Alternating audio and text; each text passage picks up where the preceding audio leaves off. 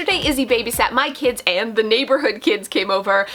My basement got destroyed, to say the least. But instead of making them clean it, I wanted to show you how I speed clean really huge messes like this using the Just Start method. For us lazy people who lack motivation, you gotta try it. Just like always, I made you guys a printable because I have a thing with printables, okay? I love it. Check it down below if you want to follow along. So the S in START is set a timer for 15 minutes because nobody has more than 15 minutes to tidy. The T is for tidy tote, and this is basically a glorified laundry basket, but it means that I can pick things up, and if they don't belong in the room, I don't leave the room. I put it in my tidy tote. This is the #1 problem that people have when tidying, is they get distracted. So stay in the room. If it doesn't belong, put it in your tidy tote.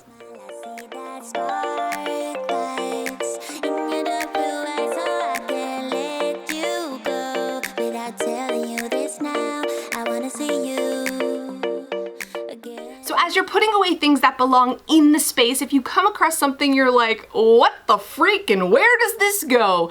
I don't want you to overthink it. This is where the A for assign a good enough home comes in. Think, where's the first place I would look for these dollar store bunny ears? Is it the Easter bin? Don't overthink it. I'm gonna put it in the dress up bin because that's the first place I would look for it. And this is how you assign a good enough home. Next we have R for run your butt off. I want you to think that like the queen is coming in 10 minutes. When we act with a sense of urgency when we're tidying, it helps us not get distracted. I pretend my mother's coming for a visit and I run my butt off. And I'm running, and I'm running. Will I ever see you again?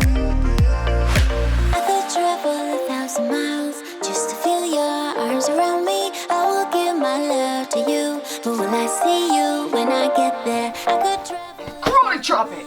Just to feel your arms around me. I will give my love. So now it's time for the final T, and that is touch it once. So when you're emptying your tidy tote, like a lot of this goes in Izzy's room, resist the urge to pile it. This is what I would normally do. I would take things out and I would just set it on the desk and it has to get put away later. Instead, touch it once. Take it out of the tidy tote and put it exactly where it belongs immediately.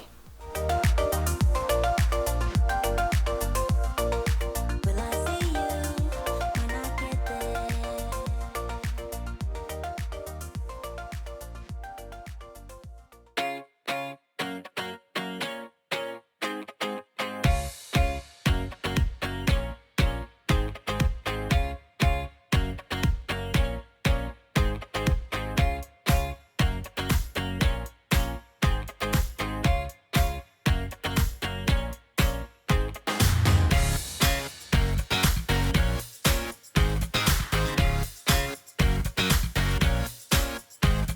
So if you're like me and you're feeling a little unmotivated, especially to tackle a big mess, try the Just Start method right now. Like just start, like shut the video off and go.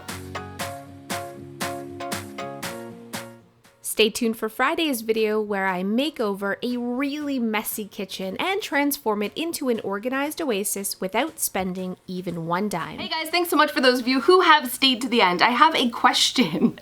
I have fish. How long do fish live? I have 3 fish left, the rest have croaked, but they're 20 years old, going on 21 years old.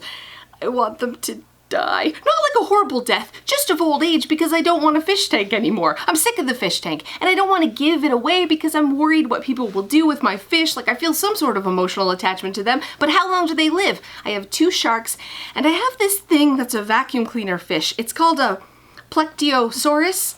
I'm not sure. A pleco? An algae eater? It's obnoxiously big and really gross. It kind of looks like a dinosaur, so maybe it is Plechtiosaurus. The point is, am I going to have these things until I'm 90? Please put in the comments below. When do they die? How old do fish become? Are they like parrots? Do I have to pass them down to my children? Is this guilty clutter? Smelly guilty clutter? See you guys next time.